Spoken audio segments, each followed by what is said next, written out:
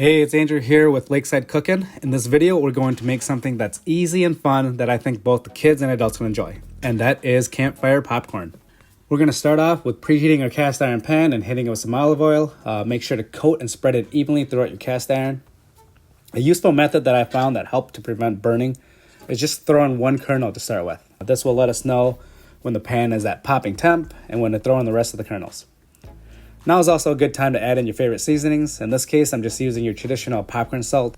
I find that adding the salt directly into the oil helps to evenly coat the kernels, especially when you're mixing it all around. Here you can see that we're just about at that natural preheating temp when the kernel goes off.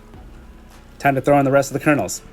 Here I'm using a 12-inch pan and I use about a half cup of kernels. Make sure to frequently toss those kernels around to prevent any burning and to get that even coat with the oil. You'll find that once the kernels start popping, it's going to go quick.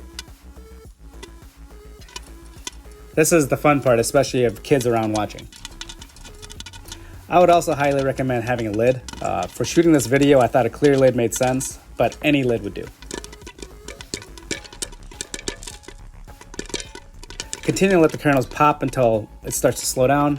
That'll be a good time to remove it, especially since cast iron pans retain heat well. You'll most likely hear it continue to pop after removing.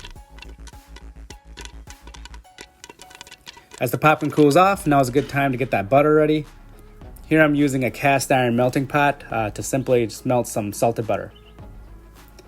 And for the easiest step, drizzle the melted butter over the popcorn. And as usual, you'll find the full recipe in the video description. Give this recipe a try and share your experience in the video comments. If you enjoyed this video and like to see more outdoor cooking videos, please like and subscribe. Thanks for watching and keep cooking outdoors.